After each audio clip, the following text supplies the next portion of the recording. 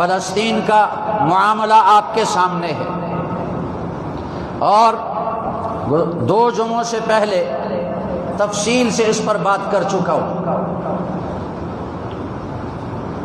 فلسطین کے مسلمان آپ کے تعاون، آپ کی مدد، آپ کے دعاؤں کے محتاج ہیں۔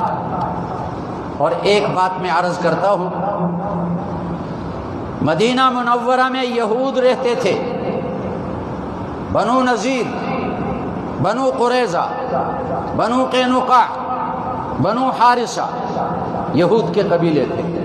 ان میں سے ایک قبیلہ تھا بنو نذیر۔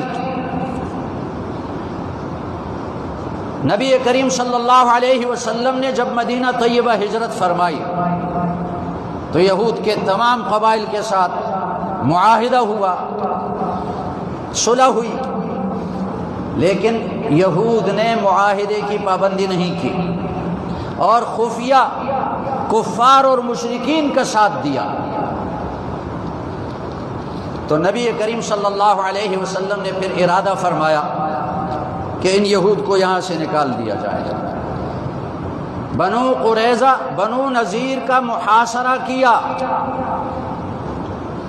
اور 20 دن محاصرہ رہا، لیکن بنو نذیر کے یہود، انہوں نے کھانے پینے کا سارا سامان اپنے پاس ذخیرہ کیا ہوا تھا، اور ان کو کوئی پرواہ نہیں ہوئی کہ ہمارا محاصرہ کر لیا جائے تو کچھ بھی نہیں ہوگا، کھانے پینے کی چیزیں سب ان کے پاس موجود تھی۔ جب 20 دن محاصرے سے کچھ نہ بنا تو نبی کریم صلی اللہ علیہ وسلم نے صحابہ کو حکم دیا کہ ان کے جو باغات ہیں، کھجوروں کے باغات، یہ جلانا شروع کر دو۔ جب کھجوروں کے باغات جلنے لگے، آگ لگی ان کو، تو یہود کی عورتوں کو پتہ چلا، ان کی عورتیں چیخنے لگی اور اپنے کپڑے پھاڑنے لگی، ہمارے باغات کا کیا بنے گا؟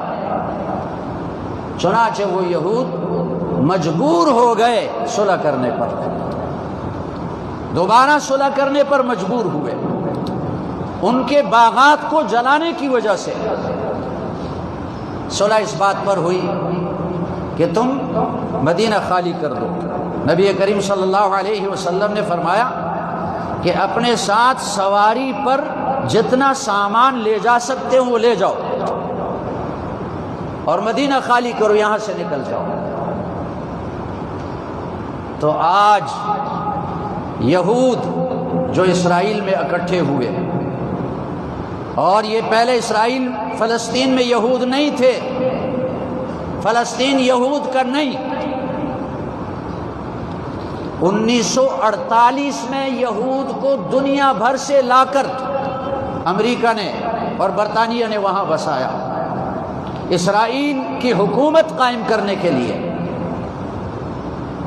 تقریباً 75 سال ہو چکے، اب یہود وہاں مسلمانوں پر ظلم کر رہے ہیں، ان کے بچوں کو شہید کر رہے ہیں، ان کی عورتوں کو شہید کر رہے ہیں، ان کا کھانا پینا بند کر دیا ہے، اور ان کے وسائل ذرائع ختم کر دیے۔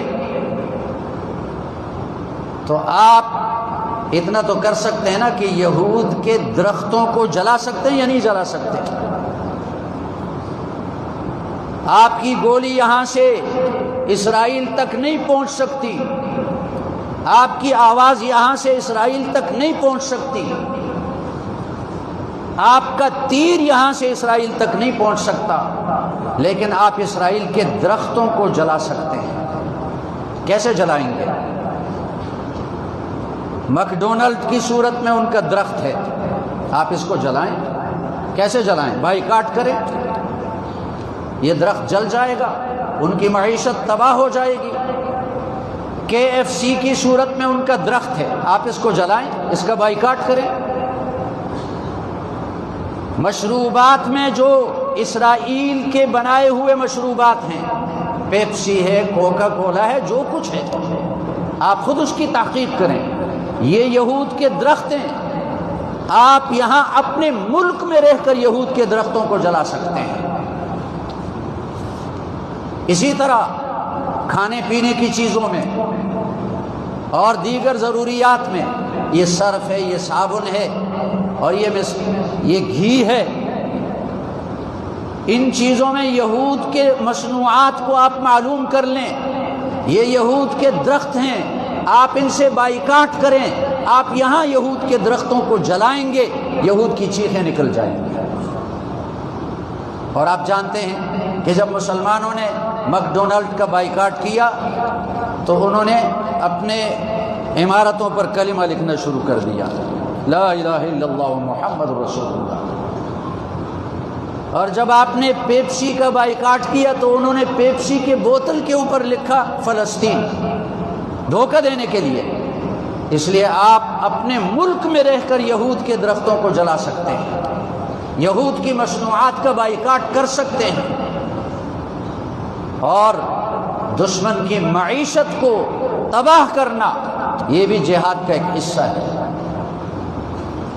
غزوہ بدر کا پس منظر کیا ہوا کہ کفار کا تجارتی قافلہ ملک شام سے آ رہا تھا، نبی کریم صلی اللہ علیہ وسلم نے صحابہ کو تیار کیا، جو تیار تھے اس وقت ان کو ساتھ لے کر نکلے، لڑنے کے لیے نہیں گئے، اسلحہ لے کر نہیں گئے، بلکہ اس تجارتی قافلے کے تعاقب میں گئے تاکہ اس تجارتی قافلے پر قبضہ کریں اور یہ مال ان سے چھین کر مسلمانوں میں تقسیم کر دیں، یہود کی کفار کی معیشت تباہ ہو جائے گی، یہ بھی جہاد کا ایک حصہ ہے۔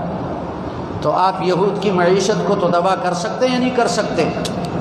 اس لیے جتنی ان کی مصنوعات ہیں، وقت نہیں کہ میں بیان کروں، آپ ان کی مصنوعات، قادیانیوں کی اور یہود کی مصنوعات کی تحقیق کریں اور ان کی فہرست آپ منگوا لیں اور ان چیزوں کی خرید و فروخت بند کر دیں۔ لیکن ایسا نہ کریں کہ پیپسی کی بوتلیں خرید کر سڑکوں پر بہانا شروع کر دیں۔ اس سے کیا ہوگا؟ آپ نے خرید لی، پیسے تو پہنچ گئے۔ خریدنے سے بائیکاٹ کریں، اور جو ہمارے دکاندار ہیں وہ بیچنے سے بائیکاٹ کریں۔